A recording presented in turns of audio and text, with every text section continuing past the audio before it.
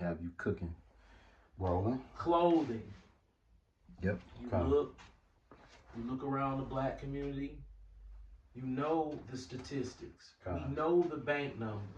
We're familiar with the bank numbers. We're familiar with the articles about blacks' wealth distribution God. in this country. The inability to hold the dollar in the community. We hold it over what? One time. It spends once. Yeah. I forgot how many in every other community. It turns over several times before it leaves the community. Blacks, soon as the blacks get it from their paycheck, they go straight to the mall, straight to the white man's restaurant, straight to the white man's home goods store, God. and start to pursue a life of overconsumption and materialism. God. This is an enchantment that's so strong on people to where I just choose to stay completely out the way of everyone. I go to the grocery store, I get what I need. Do I buy things that are non-essential? Yes, I do. Excuse me. So really it's like where is the line drawn? Where you draw the line? You don't have to do anything. God. It's you watch your people say they want one thing, have everything, have all the tools to build what it is they want, but try to keep going to do other things to get what it is they want when they already got the tools and the materials to build what they want. Right. But they don't want to build it. They want to like catch it sitting behind the mall and somebody for sale on a pallet or something. Read that. What is the current U.S. national debt? $37 trillion, with specific recent data showing a total of approximately 37.131 trillion as of September 2nd, 2025. The debt represents the total amount of money the U.S. federal government owes to its lenders accumulated through past budget deficits when spending surpassed revenue. The debt is a continuously growing figure, increasing as the government borrows money to cover ongoing expenses. America broke, man. You starting to see that every time you go in the grocery store, the bill a little bit higher for a little bit less. This is the squeeze. See, the squeeze happens. Okay, look at it this way. Gain 5 pounds. God. You ain't gonna feel it. Gain 10 pounds. God. You ain't gonna feel it. Gain 50 pounds. 60 pounds. That's your ass. Walk around. You probably still won't really, you'll feel it, but you won't feel it. Then lose the weight back to the weight that you started at before you gained the 60 pounds and pick up a 60-pound dumbbell and walk around with it.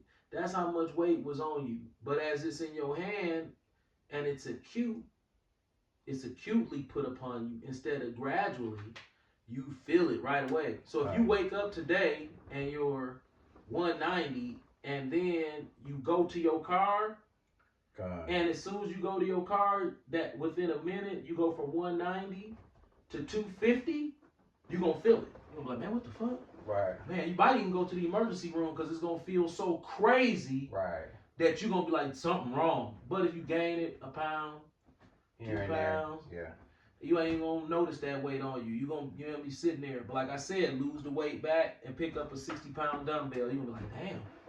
So this is how the debt accumulation is taking place, and this is how they put the squeeze on you in the grocery store. See, all that the shopping mall gonna go. It's only a matter of time because the more you squeeze people, humility is forced in. Facts. See, you can play proud with twos and fews, an extra credit card, robbing Peter to pay Paul. But once Paul go out of business, you cooked. So this is basically what I'm saying. When you run out of credit card, when you run out of extra twos and fews, them $150 Nikes at the mall, you don't got 150. You can't come up with 150. You can't scam to get the 150 because the 150 just ain't there. This is what's gonna shut the malls down. The food, everything gonna go towards you getting the basic necessities. Food, water, shelter.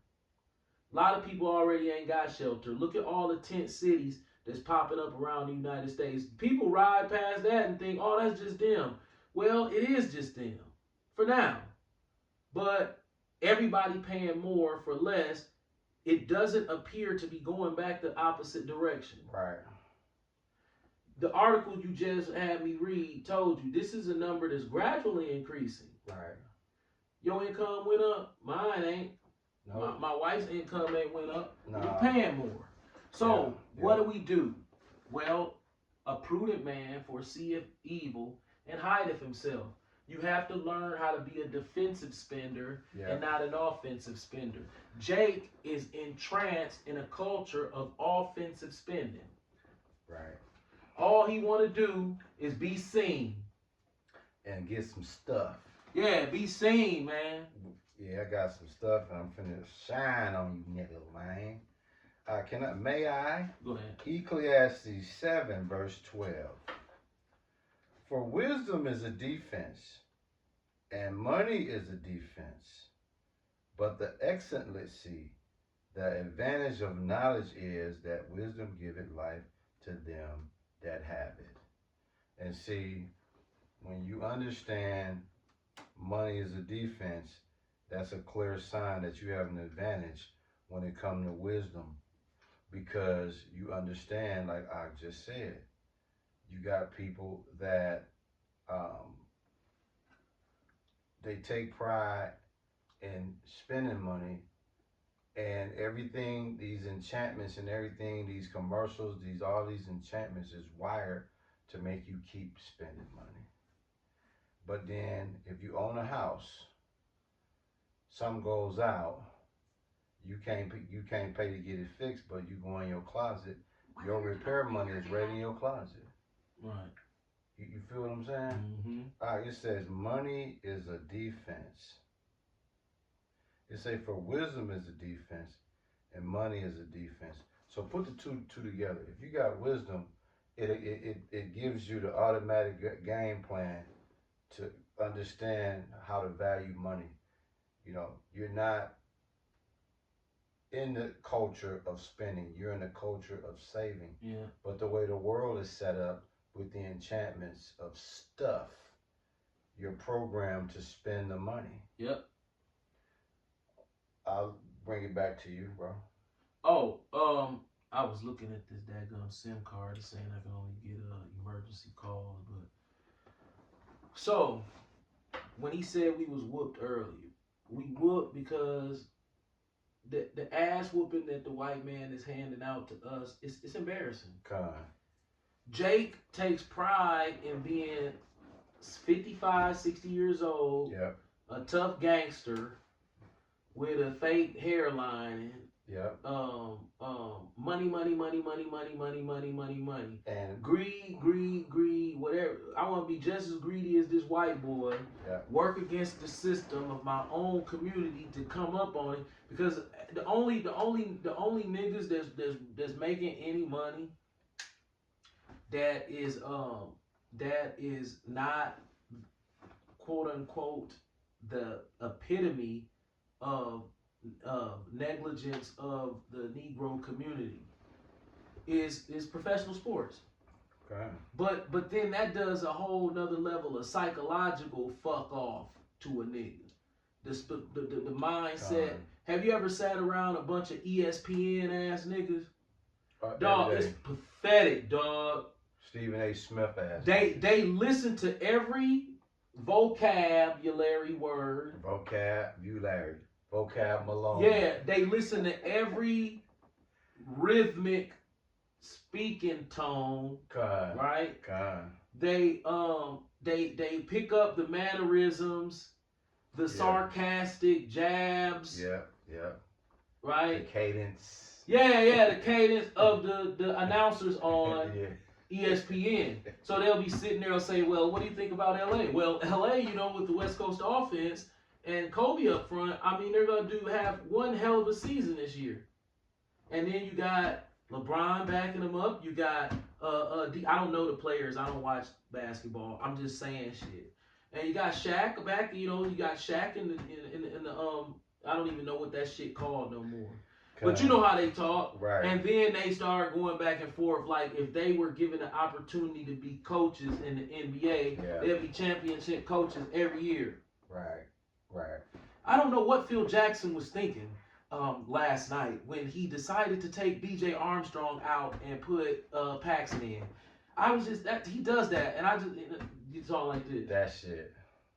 And then when you ask him a question about something that really does exist, and really has a lot to do with the things that are over his head. Like, hey man, you ever looked into neurology? Dog, you always be on some crazy shit. So sports stats is normal. And to speak neurology or to have curiosity to maybe want to look into neurology, which is a real, very serious thing. And it's a joke to them. They looking at it like, man, we was at the bar last night, you know what I'm saying? It was going down. Black people love big crowds because they feel like in a big crowd they can be seen more by more people. Doing repetitive demonic possession, sort of like the Holy Ghost in church. That's what niggas do when they get in a setting. They catch the Holy Ghost. You know, the setting demons. When they come through the door of the club, they done watch so many slow motion rap videos where when they walk in the club, it's slow motion and they look over to the side of the ground. This is how niggas come in the club. Whooped. Yeah, they go in slow motion. They slow their movements down walking into the club to make it look more like the slow motion rap video. Right. What your boys say, in summertime, go 5 miles an hour so everybody sees you.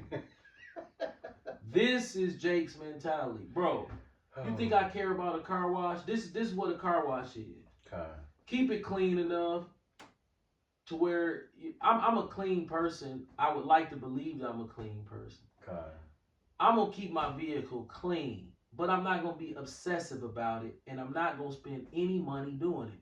I'm going to go out in this driveway, I ain't going to buy no new rags. I'm going to use dishwashing liquid, and I'm going to wipe the car off, spray it off. Facts. All that drying it off to where it ain't no spots on it. If I'm doing that, I'm not doing it to make the car look good. I'm doing it because I'm like, fuck it, I'm burning calories. Right. Because I'm thinking of a 2-bird with 1 stone mentality. Facts, I don't give a fuck about this car getting dirty because guess what's going to happen? I used to look at white people all the time and say, why white people don't be taking time out to really, really, really wash their cars? Well, they were smarter than us the whole time when it came to the basic, you know, the fuck this shit and prioritizing things. So I'm not saying that they the tell all be all when it comes to prioritization because they are not. But they appear to have a head start on us and still continually have healthier habits of picking and choosing what's important and what's not important. Right. See, Jake putting cars in the paint shop. Oh yeah, he is, bro. You know, that's important to Jake. Damn. Building the motor. Building what? Building the motor. You know, man, wait till my motor get finished being built. You know, Jake want a new interior in his Chevy. I'd say build a motor. Can you imagine me and you on the phone every day talking about building a motor for the Chevy so we can burn rubber and make loud noise with it? Man, that motherfucker, man, I'm telling you, man, I'm going to have 490 horsepower at the wheel. Hold on 1 second.